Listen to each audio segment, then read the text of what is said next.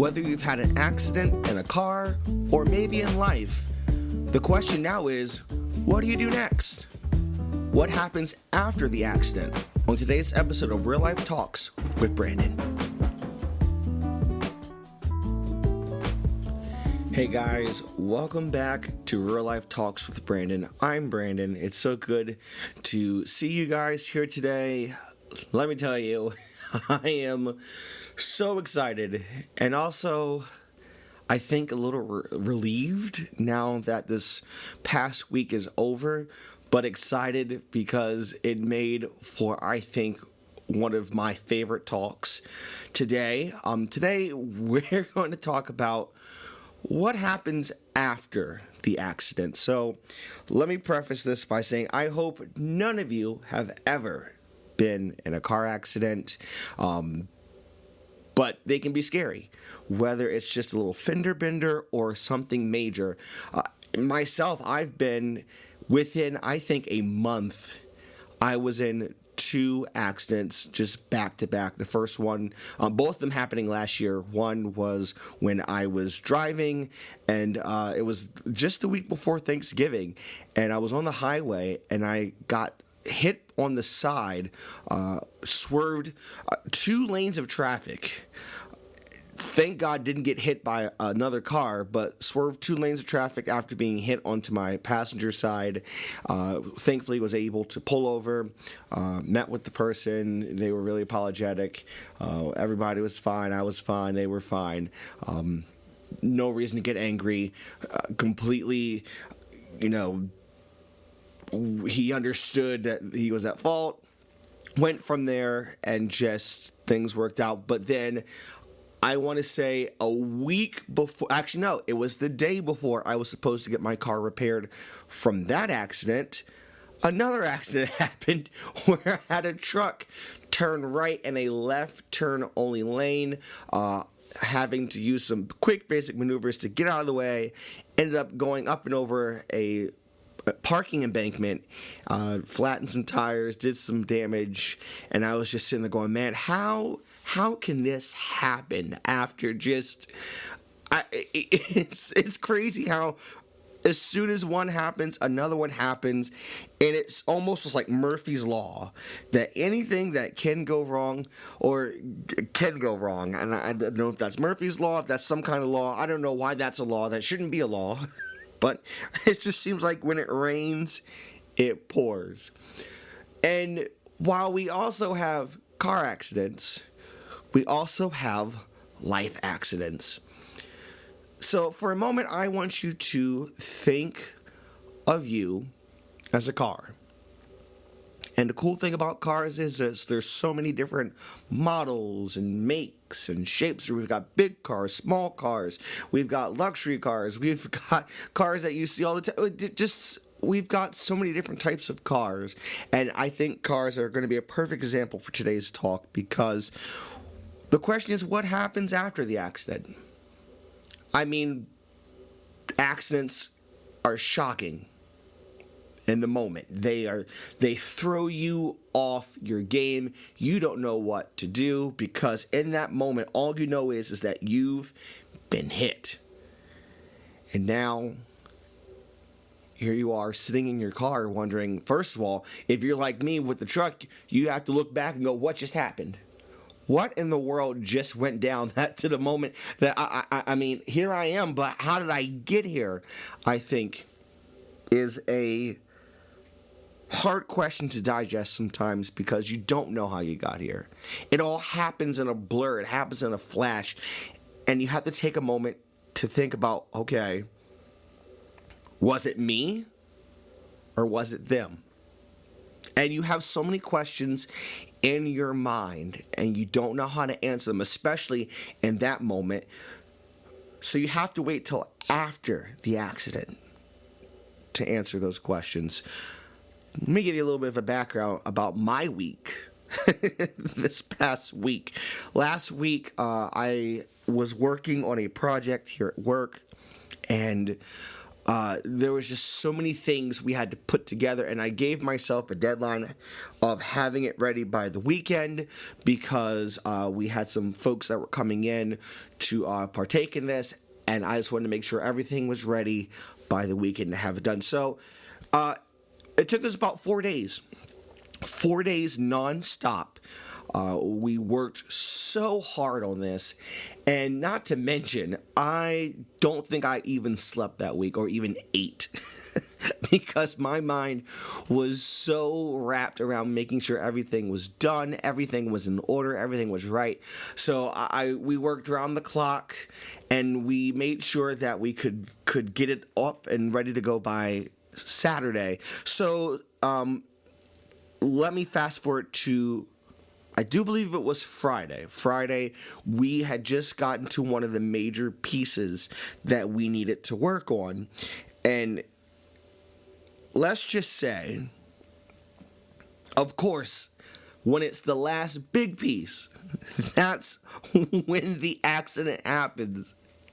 It's like the saying, when you get your car fixed, and then all of a sudden, or you make the last payment on your car, all of a sudden, it starts making noises. It starts making a little, this sounds expensive. What are we doing? And that is what happened. We started working on it, and since the way we worked on it, it should have worked. It should have been done. It should have been completed, and we can move on and keep going from there. But we came to a major standstill, and we're sitting there going, "Why isn't this working? This should work." And then we went at it for hours, and at that point, I just simply said, "I can't do this anymore. I can't. I need to walk away. I need to just go. I need to sit down. I need to do something that is not this, and I need to gather my strength back." Got to the point that I even called my boss and I said, "Hey," I was telling her, "I need your help. I can't do this. Can you please help me with this?" And she said, "Yep, I'll be in tomorrow. We'll look at it. We'll work on it together." So Saturday comes. We all come in early. We're working on it. And it's just a few hours. We're at the crunch time. We're just at a few hours before they're supposed to be getting there and partaking in this. And the piece is still not coming together. It's still not working.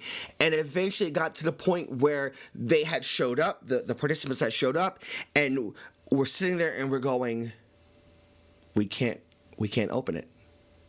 We can't do it. We have to come up with an alternative. We're going to have to cancel this. We're going to have to switch them to something else. It's just not ready. We can't do it. And then all of a sudden, and I'm going to be very vulnerable about this, I cried. I sat on the floor and I cried.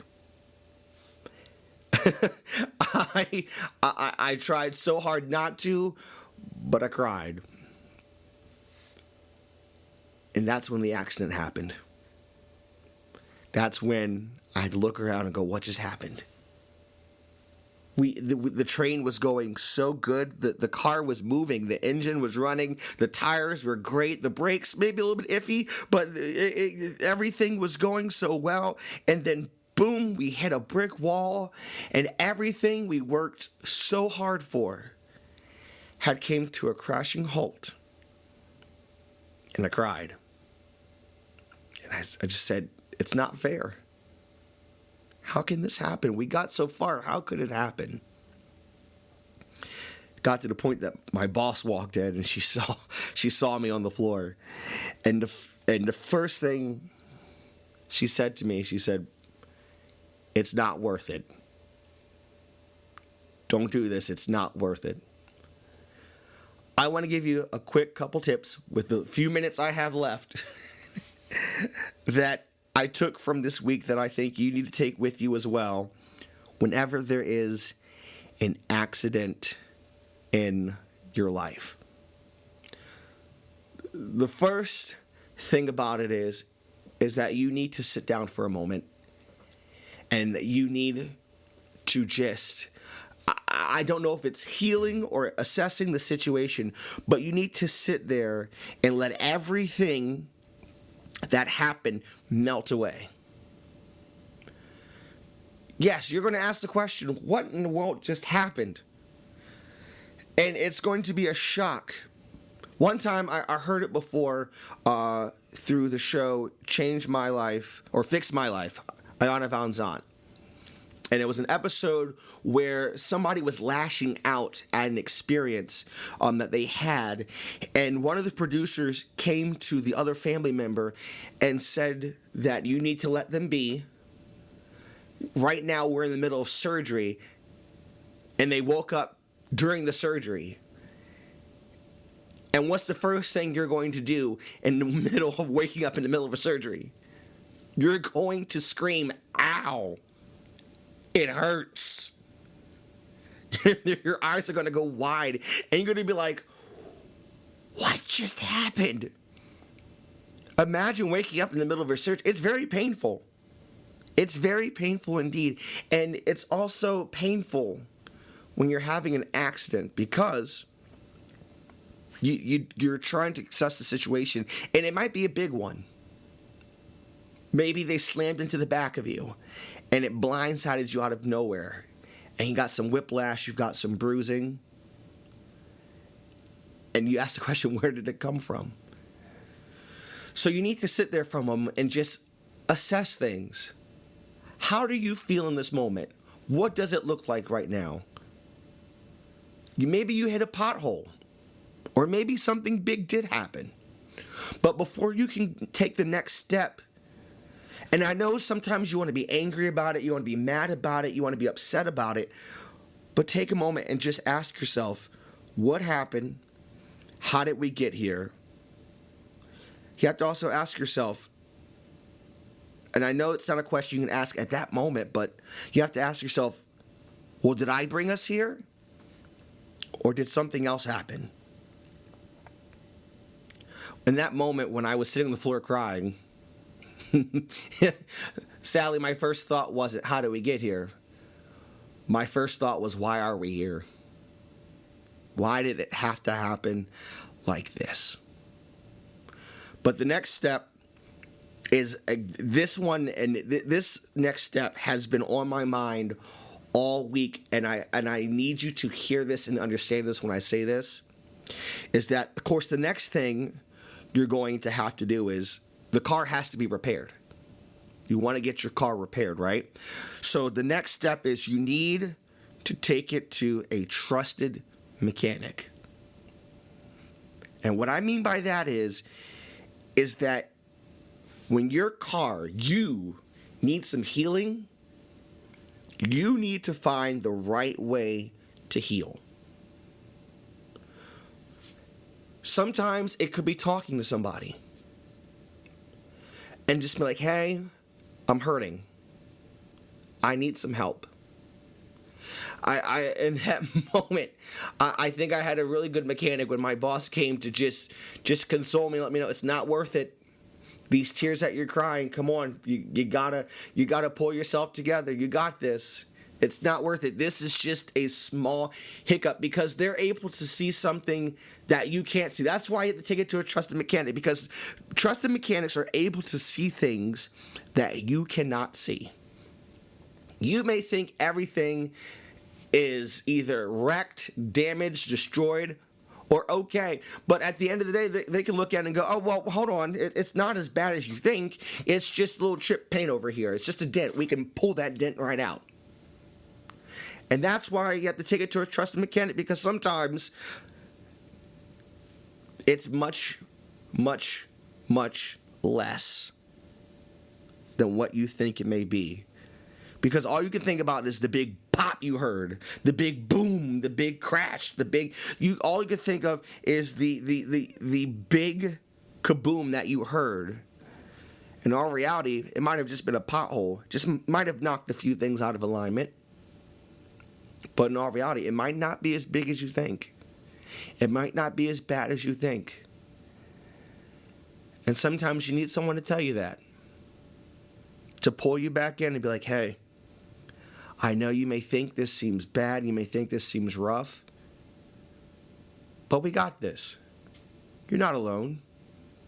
It's fixable. That was the theme of the day. It's fixable. It can happen. And that moment, I was just thinking about how everything had gone wrong, how we're not able to do this, everything that was a setback, and how things were just sinking. And it's like, no, this isn't bad. There's been worse. Is it a hiccup? Is it a setback? Yes. Does the timing of this suck? Trust me, when my accidents happened back last year, the timing of it did suck. The timing of it does suck, but you know what? You can get through this. We can get through this. Let's pull up the bootstraps. It's okay to have, let me tell you this, it's okay to have the pity party. Have the pity party of one. Have the moment to just sit there and just, it's okay. Big girls, big boys, big babies, big non-bees. I'll try to get everybody included. It's okay to cry. It's okay to shed them tears. It's okay. It's healthy. Sometimes you just need to cry. It's a response. And you know what? You'll feel better afterwards. So if that's another step I need to tell you, then go ahead. If you need to pause this, if there's something you're going through right now and you need a moment, pause this and go ahead and cry. It's okay. I promise you, it's okay. It's not weakness. As a matter of fact, afterwards I was talking with some people, and they were talking about how their boss had shared a life situation with them, and they said that it allowed them to see their boss as a human. Isn't that crazy? To see your boss as a human. And that's the same thing I kind of heard this week too. I heard this week that I don't like to cry in front of people because I have an ugly cry sometimes, but they said, it was interesting seeing you in that moment. I've never seen you off your game before. It allowed us to see that you are human, that you are a person. And I was like, oh, well, in that case, then I guess I better cry more, although I'm not going to. That they need to see you as a human being. People need to see your story. People need to see your struggle. People need to see who you are and hear your story. Okay, that was a long tangent. Okay. All right, let me come back. Because I have one final thing. Because after the accident, once the car has been fixed, the last step is to go take a victory lap. Let me tell you, we came back after everything that happened that day. We got some food. We sat down. We took a moment of rest. We sat down. We thought about what we could do to fix the situation. That can go back to where we talked about with the trusted mechanic. A good trusted mechanic also comes up with a plan. So I had that back there. So they come up with a good plan. But also, when everything is said and done, take a victory lap. Because after we had sat down, took a moment, came up with a plan, we called in the cavalry, we fixed it. We fixed that last piece, and we were able to get everything back up and running. I screamed in excitement. I ran around. If I could do cartwheels, I would. I was so excited and happy by just that piece alone working. And one of the things my boss said this week that I've said before in the past about different things, but to hear her say it was like, okay, this is where we're supposed to be. She said, because when we kind of gave a status report the next day when the folks came back to do it, we gave a status report and said, hey, everything went well. They loved it. They had a great time. She said, I knew it would work because when I saw the process of everything coming back together, I knew it would work. It's going to work. You have to give it time. And I get it. Sometimes the car can get totaled. The car can get absolutely wrecked beyond repair. And you're wondering to yourself, what do I do in that moment? How do I fix something it's in pieces, it's in shambles. I can't put this back together. So how do I fix that, Brandon? And my answer to you is this. It's not a matter of fixing it, but it's a matter of starting over. It's a matter of coming back to square one and realizing that it's not about what you lost. It's about what you can start again with. You don't have to worry about losing it all. Can you lose some things in the accident? Yes. Yes, you can. But then there's the blessings of new beginnings. And yes, it may be tough, it may be hard, and you may just sit there with your hand in your head, or your head in your hands, going, why God me? Trust me, I've been there. But take a moment. You're still here. You still have this. The accident, whether it be big or small, yes, did happen. But you can come back from it. You can get back up on your horse, and you can still ride off into the sunset like you had planned to. I get it. You had a plan, you had an idea, and you had this going straight for it, and it got all wrecked. and the accident happened. You're wondering, well, what do I do now? I hope that you could take something from this today and realize just simple steps on what to do. Assess the situation. It's not as bad as it seems. Get yourself a trusted mechanic or trusted mechanics, your friend groups, your family. Take some time for yourself. Go and do some retail therapy. Lord knows I did that this weekend. Go out and have yourself a nice dinner. Take some time for yourself, or spend some time with people that can help bring you back to 100%. Get that car fixed, and then take a victory lap. Enjoy coming to the solution, coming to the fix, arriving at the end goal, whether it may be the path you wanted to take or not. Just celebrate the fact that it could be a small win or a big win. Just celebrate the win and take a victory lap. So that is it for today. I hope that this just gets down into the depths of your soul today. I hope that whatever you're facing today is not as big as it may seem. I hope it's such a small little ding in your car that you can just take a little plunger and pop it right back out, and that you can get back up and keep on running. Make sure to follow us on Facebook at Real Life Talks with Brandon. It's been such an exciting honor to be back for another episode. Make sure you follow us to see when our next episode is out.